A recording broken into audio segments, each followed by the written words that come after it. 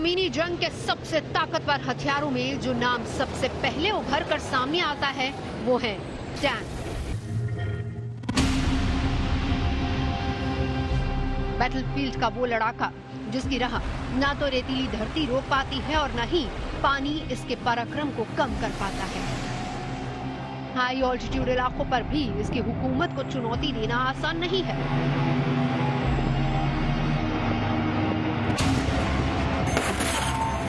भारत ने एक ऐसा टैंक तैयार कर लिया है जो पहाड़ों पर दौड़ेगा। दुश्मन के टैंक जब हांफने लगेंगे तो ये हुंकार भरेगा।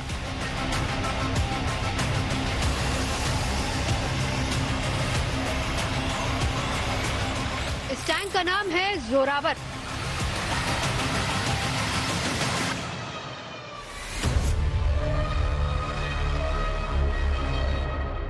भारत की एक लंबी चौड़ी सीमा चीन और पाकिस्तान से लगती है और चीन और पाकिस्तान की गुस्ताखियों से हम सभी बाखूबी वाकिफ हैं और इससे निपटने के लिए भारत के पास टैंकों की फौज है जिसमें T-90 भीष्म से लेकर अर्जुन टैंक तक शामिल है।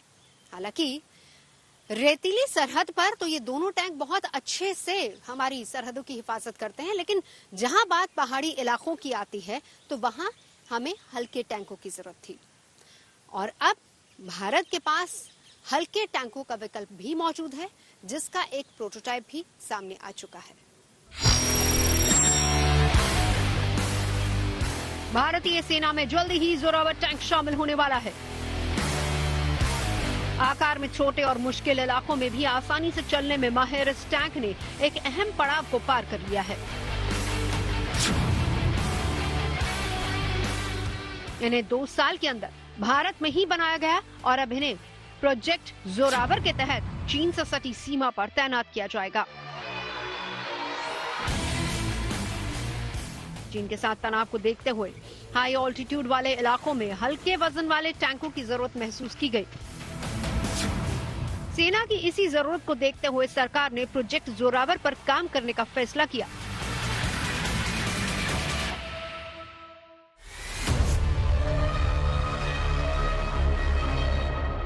चीन ने भारत से लगती हिमालयी सरहद पर करीब 500 टैंकों की एक फौज खड़ी कर दी है, जिसका मुंह तोड़ जवाब देने के लिए भारत ने भी हल्का टैंक यानी कि जोरावर तैयार कर लिया है। अब भारत के जोरावर के पास ऐसी ऐसी खूबियां हैं जिसका जवाब शायद चीनी टैंकों के पास नहीं होगा। आज हम जोरावर की खूबियों का जिक्र करेंगे, साथ ही साथ हम आपको टैंकों का इतिहास भी बताएंगे। हम बताएंगे कि टैंक कब बने और रणभूमि में कब इन टैंकों की जरूरत महसूस हुई और किस तरीके से टैंक ने रण क्षेत्र में युद्ध की दिशा ही बदल दी। प्रथम विश्व युद्ध के दौरान दुनिया के कई देश एक दूसरे को घुटनों के बल लाने के लिए रण क्षेत्र में उतरे हुए थे।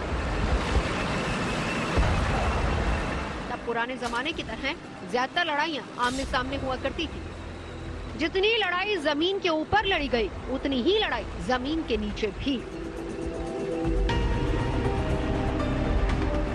कई कई किलोमीटर लंबी खाइयां खोदकर सैनिक उसमें मशीन गन से लैस होकर तैनात रहते।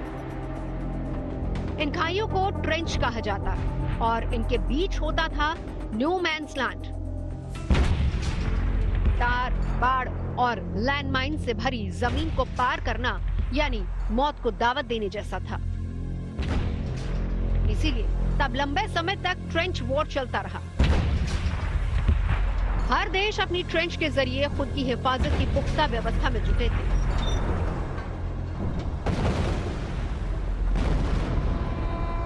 और इसी वजह से साल 2016 तक युद्ध फंसा ही रहा।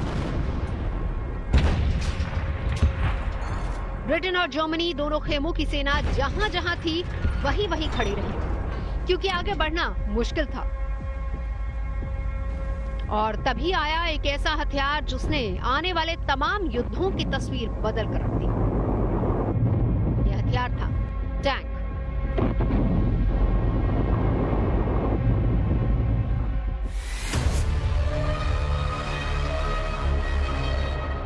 टैंक का नाम टैंक क्यों पड़ा? दरअसल इसके पीछे भी एक बहुत ही दिलचस्प कहानी है। ब्रिटेन में जिस वक्त इस हथियार को बनाने पर काम चल रहा था तो एक कहीं ना कहीं डर था कि इसकी जानकारी कहीं लीक ना हो जाए, कहीं दुश्मन को इस बात का ना पता चल जाए कि किस तरह का हथियार बनाया जा रहा है। तो ये तय हुआ कि इसका नाम टैंक रखा जाए।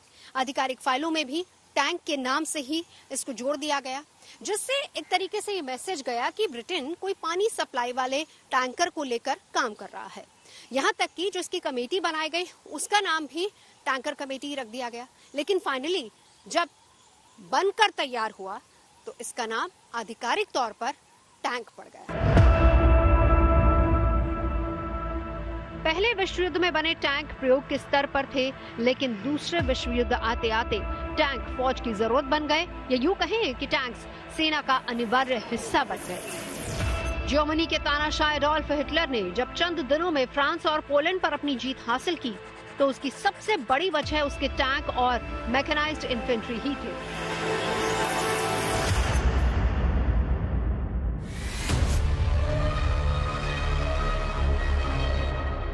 द्वितीय विश्व युद्ध के बाद टैंक की असली ताकत का तमाम देशों को पता चला और इसकी जरूरत महसूस होने लगी।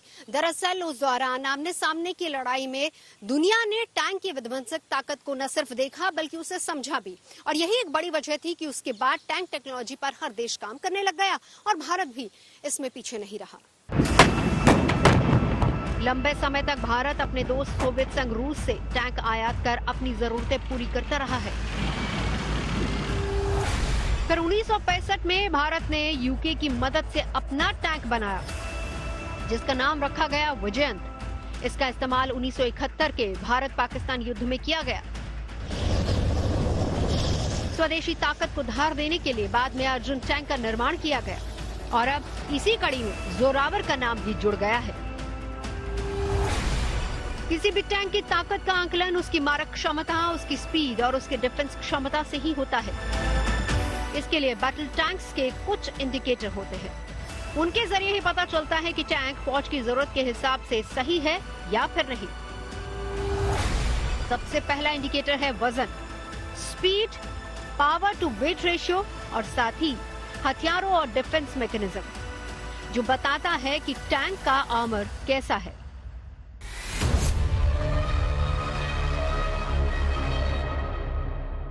टैंक के अंदर तीन इंपॉर्टेंट चीज होती हैं, फायर पावर, मोबिलिटी और प्रोटेक्शन, और ये तीनों बहुत जरूरी है। अगर आप देखें मोबिलिटी तो वो दिखलाता है कि टैंक किस स्पीड से जा सकता है, किस तरीके से एक जगह से दूसरी जगह में कम से कम समय में जा सकता है और अपने टारगेट को कितनी जल्दी जाके हिट कर सकता है। तो इसलिए मोबिलिटी का होना बहुत जरूरी है। इसी प्रकार फायर पावर, जो फायर पावर है वो दिखलाता है कि आप किस हिसाब से अपने टारगेट को शॉर्ट हिट कर देते हैं, आपकी एक्यूरेसी क्या है, आपकी रेंज कितनी है। और जो तीसरा है आपकी प्रोटेक्शन।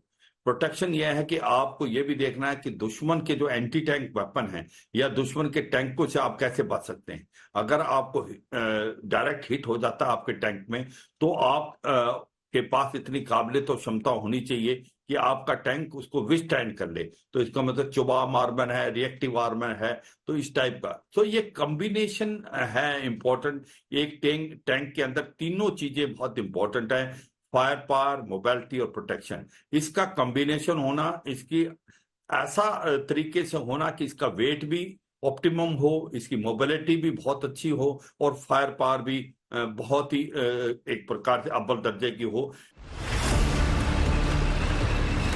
किसी अच्छे बैटल टैंक में दो काबिलियत अनिवार्य है, पहला मोबिलिटी और दूसरा फायर पावर। मोबिलिटी का मतलब टैंक की उस ताकत से है जो उसे कहीं भी ले जा सकती है। आप देखिए ट्रेंच वॉरफेयर की जगह पे ही टैंक्स आए थे, पक्की सड़क हो या फिर कई मीटर गहरा कीचड़। टैंक का काम है हर जगह से निकलना। जहां जहां बड़े बड़े पहियों वाले ट्रक फंस जाते हैं वहां से टैंक आसानी से निकल जाते हैं। जबकि टैंक में लोहे के रोड व्हील्स होते हैं या कहिए कि उसमें लोहे के पहिए होते हैं, फिर भी नहीं धंसते। और वो कैसे? इसका सिंपल सा फिजिक्स है। टैंक के पहिए सीधे जमीन पर चलते ही नहीं, टैंक अपने साथ अपनी सड़क भी लेकर चलता है, जिन्हें कहा जाता है ट्रैक। आमतौर पर लोग इसे टैंक की चेन कह देते हैं, लेकिन ट्रैक सही शब्द है। ट्रैक पर चलने का फायदा ये होता है कि टैंक का वजन जमीन के किसी भी एक हिस्से पर नहीं पड़ता। टैंक का ट्रैक टैंक के वजन को एक बहुत बड़े सरफेस एरिया पर बांट देता है और इसीलिए नम जमीन पर भी 50-50 टन के टैंक कभी भी नहीं धंसते।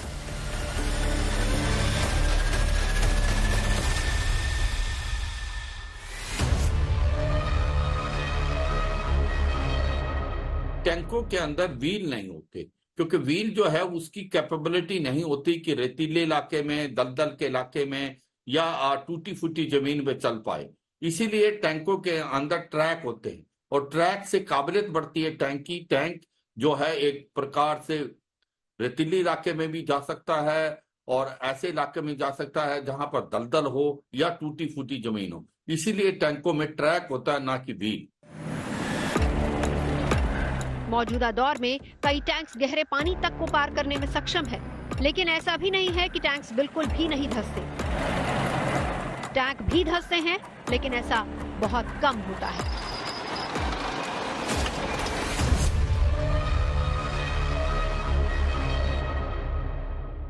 टैंक्स को मैन्यूवरेबल होना चाहिए और बढ़िया वेट टू पावर रेशो भी होना चाहिए। मैन्यूवरेबल का सीधे तौर पर मतलब है कि टैंक का वजन कितना है और वो कितनी तेजी और फुर्ती के साथ काम कर सकता है। मतलब कितनी तेजी के साथ गोला बारूद दाग सकता है और कितनी तेजी और फुर्ती के साथ वो अपनी मूवमेंट चेंज कर सकता है। यहीं से टैंक की ताकत का अंदाजा लगाया जा सकता है। टैंक का वजन और इसके इंजन की ताकत या पावर के बीच जो अनुपात होता है उसी को कहा जाता है पावर टू वेट रेशो। जितना बेहतर पावर टू वेट रेशो होगा उतना ही अच्छा टैंक हो सकता है।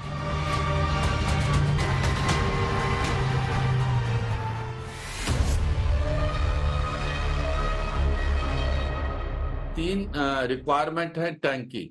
इसकी फायर पावर बहुत अच्छी होनी चाहिए, इसकी मोबिलिटी भी अच्छी होनी चाहिए, इसकी प्रोटेक्शन भी, और तीनों का तालमेल होना चाहिए। देखो, अगर आप प्रोटेक्शन देते हैं तो फिर इसका टैंक का एक प्रकार से वेट बढ़ जाता है। वेट बढ़ जाता है तो फिर मोबिलिटी कम हो जाती है और उसकी फायर पावर कैसी होगी वो भी दर्शाता है।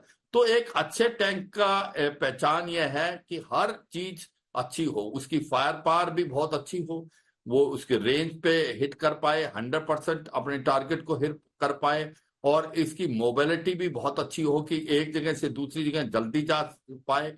और तीसरा है इसकी प्रोटेक्शन भी हो कि अगर दुश्मन का टैंक या एंटी टैंक वेपन हिट करता है तो वो उसे बचाव कर पाए। तो इन तीनों का तालमेल होना बहुत जरूरी है, और इसीलिए कि ये ना हो कि टैंक इतना हैवी हो, इतना लाइट ना हो कि उसकी प्रोटेक्शन इतनी अच्छी ना हो, या उसके अंदर फायर पावर इतनी अच्छी ना हो। तो तीनों का एक प्रकार संतुलन होना जरूरी है।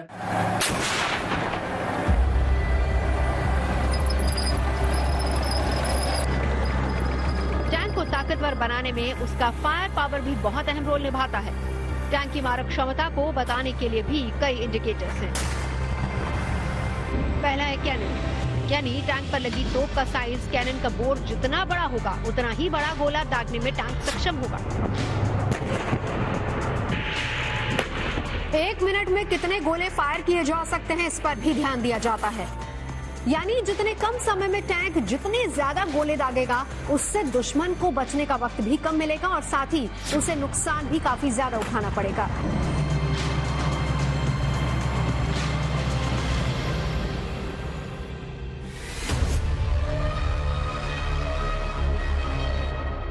दुनिया के अंदर जो पावरफुल टैंक हैं वो इस प्रकार से हैं कि यूनाइटेड किंगडम के जो हैं वो चैलेंजर 2 है, जर्मनी का है जो लेपर्ड 2, और इसी प्रकार अमेरिका इब्राहिम M1, और भारत का जो है वो T90 टैंक है, और हमारे पास T72 भी है, और अब विजेंता बनाया है हमने। मगर टैंक की पहचान है कि वो किस प्रकार से गोले दाग सके जल्दी से जल्दी और दुश्मन के टैंकों को बर्बाद कर पाए। तो ये सच्चाई है आज की तारीख में। जो कैनन है उसकी इम्पोर्टेंस दर्शाती है कि कितनी दूर तक उसके गोले जा सकते हैं और क्या उसकी एक्यूरेसी होगी।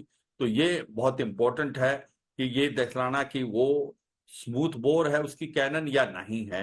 मगर सच्चाई यह है कि टैंक की जो फायर पावर है वो दर्शाती है कि टैंक की ताकत कितनी है। तो इसीलिए जो मैंने बताया कि ये आज की तारीख में दुनिया के सबसे अच्छे टैंक हैं। इब्राहिम M1 अमेरिका का, लेपर्ड 2 जर्मनी का, और चैलेंजर 2 यूके का, और भारत का T90, T72 और विजन।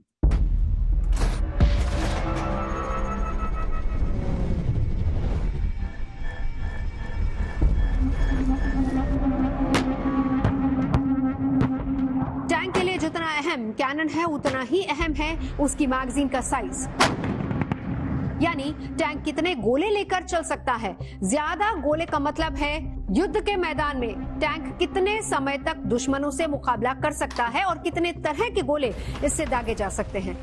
इन बातों से टैंक की ताकत को परखा जा सकता है।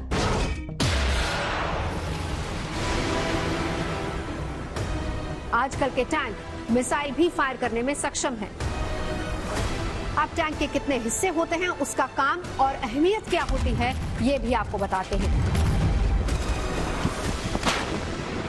टैंक के 2 हिस्से होते हैं। टैंक के नीचे के हिस्से को हल कहा जाता है और टैंक के ऊपर के हिस्से को ट्यूरेट कहा जाता है। ये 360 डिग्री पर मूव कर सकता है। टर्रेट वाले एरिया में बैरल से लेकर मशीन गन और एंटी एयरक्राफ्ट गन तक लगा होता है, जिससे दुश्मनों से मुकाबला किया जाता है।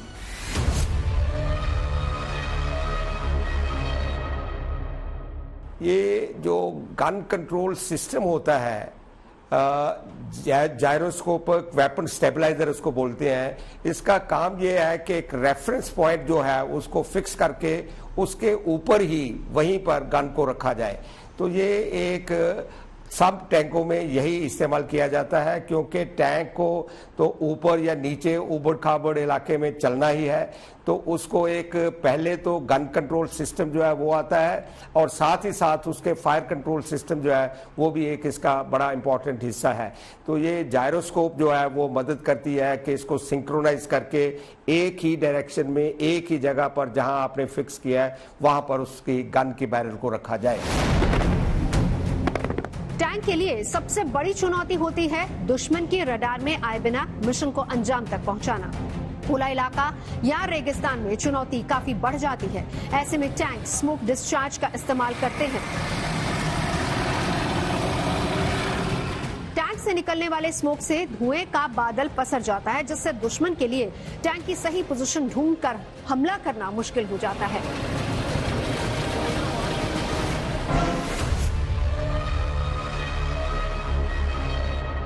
जो स्मोक डिस्चार्ज किया जाता है, स्मोक ग्रेनेड होते हैं हमारे पास, वो स्मोक जो है वो डिस्चार्ज करने के 2 पर्पज होते हैं। एक तो अगर टैंक जहां से फायर करता है और स्मोक डिस्चार्ज करके वो वहां से क्विकली गेट अवे करके दूर जा सकता है दुश्मन की नज़र को धोखा देके। दूसरी बात ये होती है कि दुश्मन का रडार या इंफ्रारेड रेज से या किसी और तरीके से अगर आपकी पोजीशन ट्रेस करना चाहे तो ये ऐसे जो स्मोक स्क्रीन जो क्रिएट किया जाता है उससे उसको चीट किया जा सकता है या उसको मिसगाइड किया जा सकता है। तो ये स्मोक स्क्रीन जो है ये मदद करता है टैंक को अपने आप को दुश्मन की गन से या दुश्मन के अटैक से बचाने के लिए। युद्ध के मैदान में टैंकों के लिए एंटी टैंक माइंस एक बड़ा खतरा माना जाता है।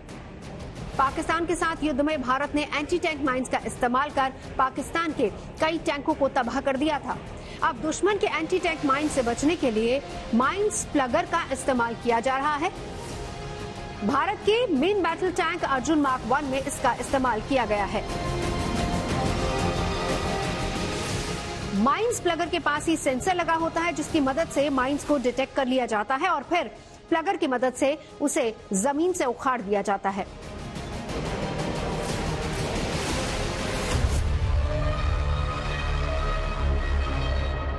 सबसे इंपॉर्टेंट चीज है एंटी टैंक वेपन से भी खतरा होता है टैंक को, और दूसरा टैंक से एंटी टैंक माइंस।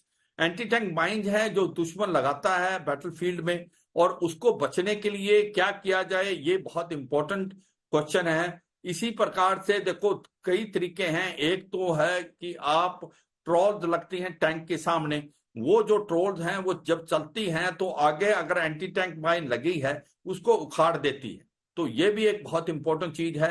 आजकल मॉडर्न आधुनिक चीजें आ गई हैं, केमिकल रिएक्टिव केमिकल भी एक प्रकार छिड़का जाता है, जिसके कारण जो भी एंटी टैंक माइन आगे लगेंगी वो सारी की सारी ब्लास्ट हो जाती हैं।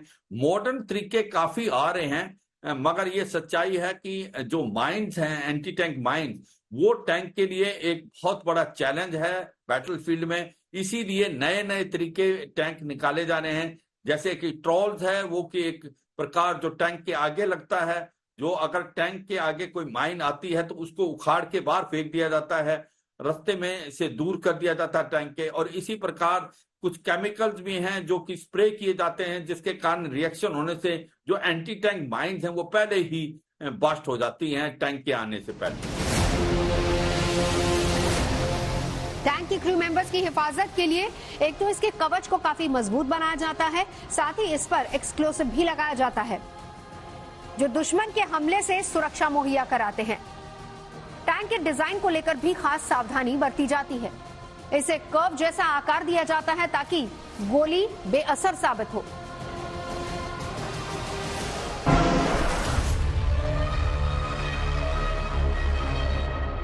टैंक की आर्मर जो है ये एक्चुअली काफी मोटी होती है, और आजकल कंपोजिट आर्मर जो है ना, सेल्फ रिपेयरिंग आर्मर्स वो भी आ गई हैं। होता यह है कि दो हार्ड जो फेसेस हैं उसके अंदर कंपोजिट बनाने के लिए उसके अंदर एक लो डेंसिटी वाला मटेरियल रखा जाता है।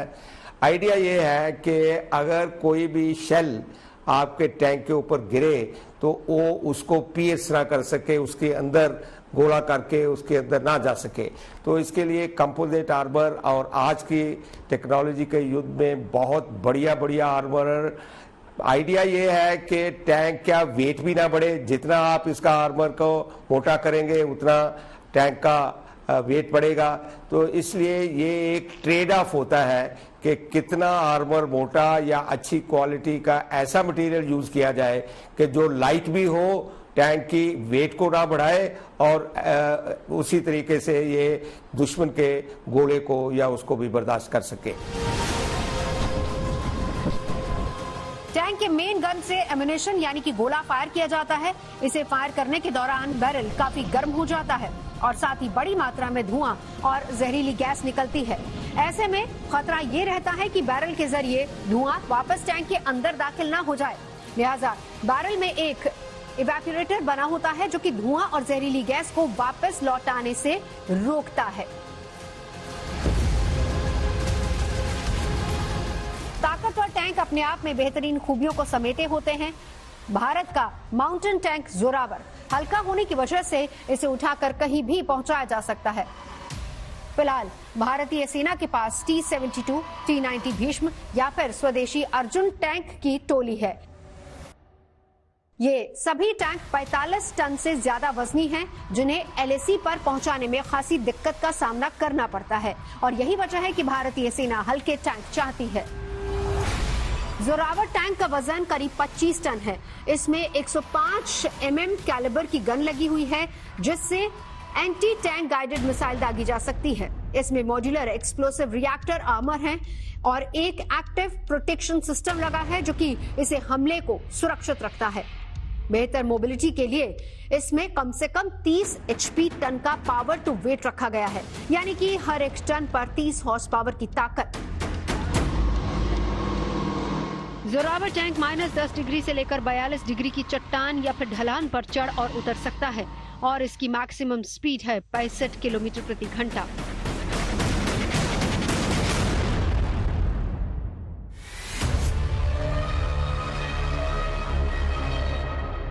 तो ये एक बहुत ही आधुनिक मशीन है। इसके जो सर्वेलेंस सिस्टम्स है, इसमें हम कहते हैं सी थ्रू आर्मर, जहाँ जो व्यक्ति अंदर बैठा है उसको बाहर का पूरा 360 डिग्री अवेयरनेस होगा। इसमें ड्रोन सिस्टम भी इंटीग्रेट किए गए हैं। इसकी जो फायरिंग कैपेबिलिटी है, ये हाई एंगल में भी फायर कर सकता है। तो इसमें बहुत से आधुनिक कैपेबिलिटीज इसमें बिल्ड की गई है। आप जो इसकी मोबिलिटी देखते हो, ये पावर पैक है, ये इसकी पावर टू वेट रेशो 30 से ज़्यादा है। इसमें रबर के ट्रैक्स हैं ताकि इसकी जो राइड क्वालिटी है बहुत ही स्मूथ हो। इसकी एजिलिटी बहुत ज़्यादा है, ये सैंड ड्यून भी चढ़ पाएगा, ये माउंटेन्स में भी हम इसको ले पाएंगे। जोरावर लाइट टैंक का पहला प्रोटोटाइप अगले 1.5 साल तक डेवलपमेंट टेस्टिंग से गुजरेगा। इसके बाद ये सेना को कई तरह के ट्रायल के लिए दिया जाएगा। सभी तरह के परीक्षणों पर खरा उतरने के बाद ही साल 2027 तक भारतीय सेना को ये पहला स्वदेशी लाइट टैंक मिल पाएगा, यानी भारतीय सेना में इसको शामिल कर दिया जाएगा।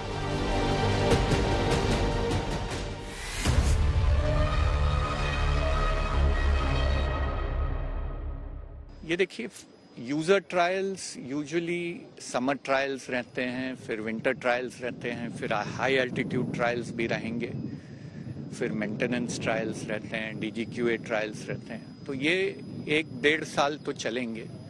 उसके बाद फिर एक्विजिशन प्रोसेस शुरू होगा और मुझे पूरी उम्मीद है कि 2-2.5 साल में ये फर्स्ट प्रोडक्शन मॉडल रेडी रहेगा इंडक्शन के लिए।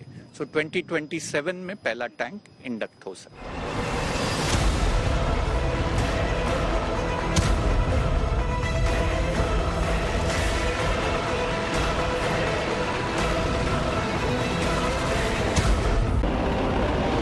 भारत की चीन के साथ करीब 3,500 किलोमीटर की सीमा लगती है, जो लद्दाख से शुरू होकर हिमाचल प्रदेश, उत्तराखंड, सिक्किम और अरुणाचल प्रदेश तक जाती है।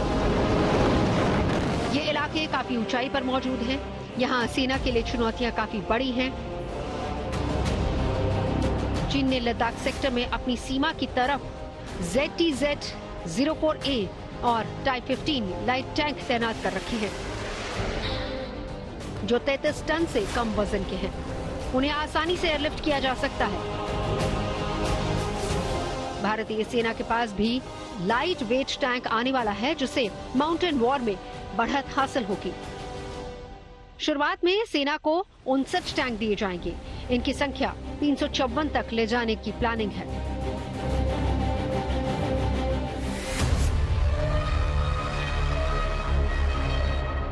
हैवी टैंक हैं वो पहाड़ी इलाकों में नहीं चल सकते, और जिस प्रकार से आपके लद्दाख का एरिया है भारत के अंदर, वहां पर हम T-72 और T-90 जिसको हैवी टैंक बोलते हैं उनको लेके गए हैं, मगर वो इतनी जोरों से वहां नहीं चल सकते क्योंकि वहां पर उबड़ खाबड़ जमीन है, पहाड़ी इलाका है। उसके लिए लाइट टैंक चाहिए। तो लाइट टैंक का होना बहुत जरूरी है। लाइट टैंक है जो 25 टन और उससे कम हो, और वो एक प्रकार स्पीड ज्यादा हो। और जिस प्रकार से अभी भारत ने जोरावर टैंक बनाया है, जोरावर टैंक है, उसकी खसूसियत यह है कि लाइट टैंक है, उसकी मोबिलिटी बहुत है और उसको हाई एल्टीट्यूड में ले जाना बड़ा आसान है कि C-17 ग्लोबमास्टर से 2 टैंक एट अ टाइम जा सकते हैं। और इसकी एक खसूसियत ये भी है, जो जोरावर टैंक है, जो लाइट टैंक होते हैं, कि उसकी जो बैरल है और उसकी जो गन है वो हाई एंगल फायर कर सकती है। इसका मतलब वो जो आर्टिलरी फायर करती है वैसा ही फायर टैंक से भी कर सकते हैं। तो ये भी बहुत इंपॉर्टेंट चीज है। और इसके पास जो लॉटरिंग म्यूनिशन होता है, जो फायर होता है, वो म्यूनिशन इस टाइप का होता है कि दुश्मन के टैंक को 100% हिट करता है या दुश्मन के टारगेट को 100% हिट करता है। और ये जो जोरावर टैंक अभी भारत खुद बना रहा है, ये DRDO एंड L&T जो है मुल्क के बनाए हैं। अभी एक टैंक प्रोटोटाइप बना दिया है, उसकी अभी जो फील्ड ट्रायल के लिए जा रहा है टैंक, ऐसा लगता है कि 2028 तक जो जोरावर टैंक है भारत की फौज के अंदर इंडक्ट होंगे। हल्के टैंकों में भारी टैंक की तरह की फायर पावर तो होगा ही, साथ ही साथ आर्टिफिशियल इंटेलिजेंस के साथ साथ ड्रोन इंटीग्रेशन और high degree of situation awareness जैसी तकनीक भी होगी, जो ऊंचे पहाड़ों से लेकर दर्रों तक आसानी से दुश्मन को मुंह तोड़ जवाब दे पाएंगे।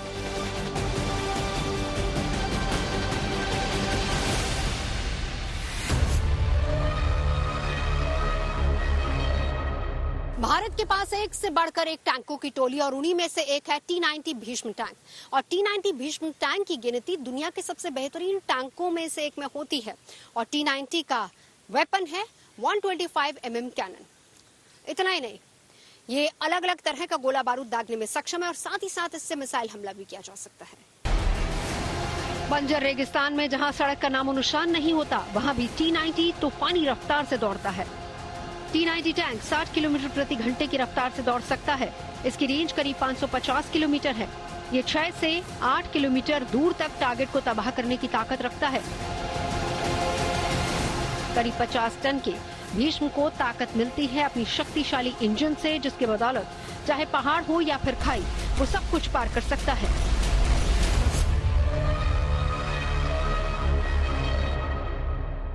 T-90 भीष्म टैंक में लगे बड़े कैटरपिलर ट्रैक्स इसके वजन को एक बड़े सरफेस एरिया में डिवाइड कर देते हैं, जिस वजह से मुश्किल रास्तों में भी इस टैंक का चलना आसान हो जाता है। फिर चाहे वो पथरीला रास्ता हो, रेतीली जमीन हो या फिर 5 मीटर पानी का इलाका ही क्यों ना हो। T-90 भीष्म टैंक को रोकना असंभव है। जमीनी जंग का महाबली रात के अंधेरे में भी हमला करने में सक्षम है। T-90 टैंक को पहाड़ी सीमाओं का सबसे बड़ा रखवाला कहा जाता है, जिससे पंगा लेना चीन और पाकिस्तान के बस की बात नहीं है। T-90 Bhishma 125 mm smooth bore gun से लैस है। ये 1 मिनट में 7 राउंड फायर करने की ताकत रखता है। थर्मल इमेजर की मदद से ये अंधेरे में हमला करने में सक्षम है। Laser guided INVR missile system से लैस T-90 में परमाणु हमले में बचाव की क्षमता है। ये एक 3rd जनरेशन का टैंक है जो कि T-72 को रिप्लेस कर रहा है। इसका रेंज तकरीबन 5 किलोमीटर तक है और ये पानी के अंदर भी 5 मीटर तक जाके इसको तैयार किया जा सकता है कि उसके अंदर भी जा सके। इसके अंदर 120 मिलीमीटर जो है ये स्मूथ बोर गन है। गन या राइफल्ड होती है या स्मूथ बोर होती है, तो ये एक्यूरेसी को ध्यान करते हुए इसमें स्मूथ बोर गन लगाई गई है और इसका इंजन जो है वो इस तरह का है कि इसकी पावर टू वेट रेशो काफ़ी हाई है। तो ये एक बढ़िया टैंक है और पूरी दुनिया में ये टैंक माना जाता है कि एक अच्छा टैंक है जो भारत के पास है और आवड़ी में हम इसको मैन्युफैक्चर भी कर रहे हैं रशिया के साथ मिलके।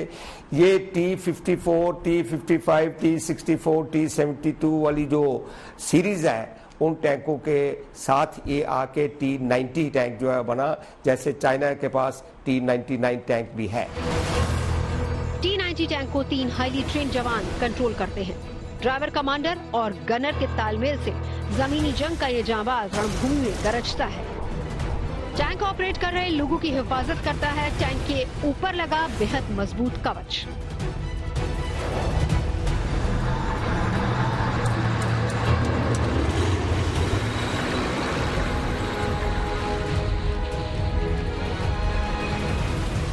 T-90 भीष्म टैंक 360 डिग्री घूमकर हमला कर सकता है।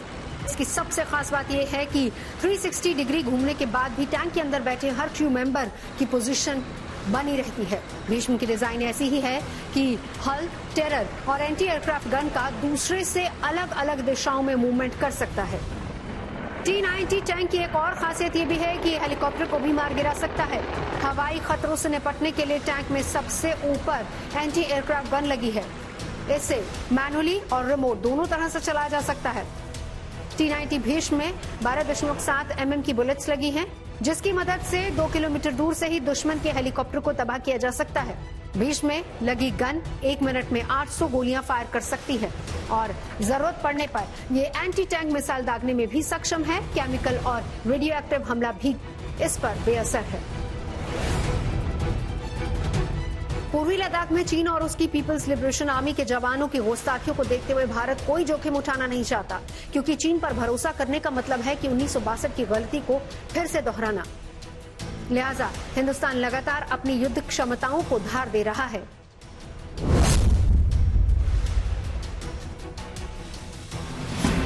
धरती रेतीली हो या फिर पथरीली, चंद मिनटों में दुश्मन का नामो निशान तक मिटा सकता है T-72M टैंक। 1970 के दशक में से भारतीय सेना में शामिल किया गया था। साल 1971 के युद्ध में इससे अपनी जंगी काबिलियत दिखाने का मौका मिला। प्रचंड ताकत रखने वाले इस सुपर टैंक को अजय नाम भी दिया गया है। भारत का T-72 tank Ajay 125 millimetre smooth bore gun से लैस है।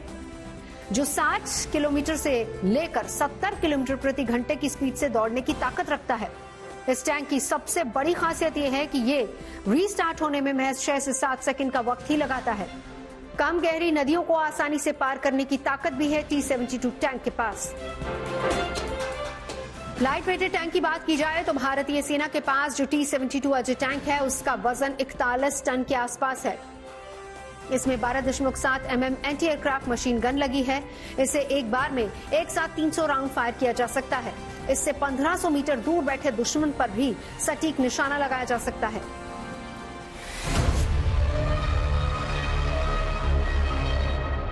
ये टैंक जो है हैवी व्हीकल फैक्ट्री में मैन्युफैक्चर किया जाता है। एक्चुअली 1982 से लेके 86 के अंदर इसको इंट्रोड्यूस किया गया। 92 में इसकी ट्रायल जो है 1982 में इसकी ट्रायल झांसी के पास बबीना में हुई, जो कि मैंने खुद अटेंड की और चीफ ऑफ आर्मी स्टाफ उस टाइम आए भी थे वो ट्रायल्स को देखने के लिए। तो ये उस टाइम बहुत बढ़िया और बहुत अच्छा टैंक समझा जाता था, पर धीरे धीरे टेक्नोलॉजी की वजह से इसके अंदर कंपोजिट आर्मर भी है और अच्छी आर्मर है और पावर टू वेट रेशियो भी अच्छा है। किसी भी टैंक के लिए 2-3 चीज़ें अच्छी होनी चाहिए। एक तो लेज़र जो गन कंट्रोल सिस्टम है या गन फायरिंग सिस्टम है वो बढ़िया होना चाहिए, ताकि एक्यूरेसी से उसके ऊपर दुश्मन के टारगेट के ऊपर फायर किया जाए। भारतीय सेना के पास T-72 टैंक के 3 वर्जन हैं, अजय MK1, अजय MK2 और कॉम्बैट इम्प्रूव्ड अजय, जिनका भारत इस्तेमाल करता है। इस वक्त भारतीय सेना में करीब 2400 के आसपास T-72 अजय टैंक मौजूद हैं।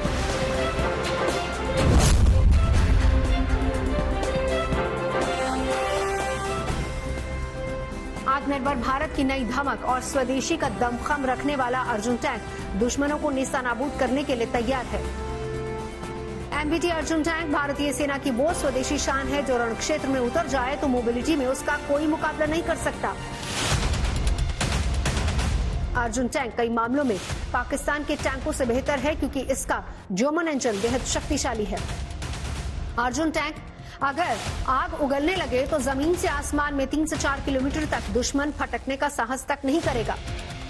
अर्जुन टैंक आज ऐसी स्वदेशी तकनीक से लैस है कि दुश्मन के बड़े से बड़े हमले के खिलाफ ये खुद को महफूज रखने में माहिर है।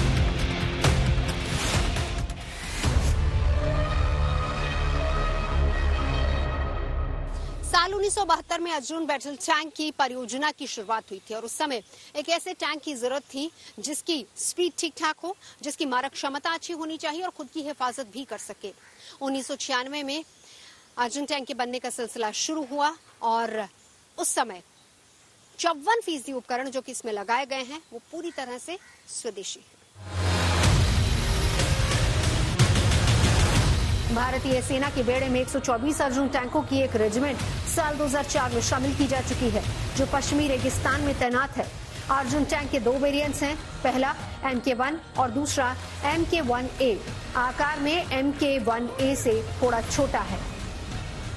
3rd जनरेशन के अर्जुन बैटल टैंक में 120 mm की बंदूक लगी है। इसके दोनों वर्जन 1 मिनट में 6 से 8 राउंड फायर करने की ताकत रखते हैं। अर्जुन MK1A टैंक की स्पीड करीब 70 किलोमीटर प्रति घंटा है और रेंज 450 किलोमीटर। अर्जुन टैंक में लगा ट्रांसमिशन सिस्टम पहले से ज्यादा बेहतर है।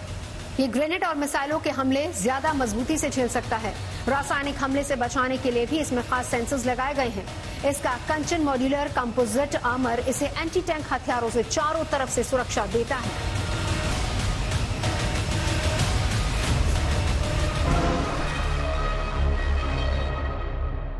अर्जुन टैंक में रिमोट कंट्रोल वेपन सिस्टम लगा है और इसमें एक लार्ज नेविगेशन सिस्टम भी लगा है। इसी के साथ साथ इसका लेजर वार्निंग सिस्टम ये भी चेताता है कि दुश्मन कहां से, किधर से और किस तरीके से हमला कर रहा है, जो कि इस टैंक को खुद की हिफाजत करने और अपने आप को बचाने में मददगार साबित होता है। अर्जुन टैंक में fin stabilized piercing discarding sabot गोला बारूद मौजूद है। ये तकनीक दुश्मन के टैंक पर कम समय में और सटीक निशाना लगाने में मददगार होती है।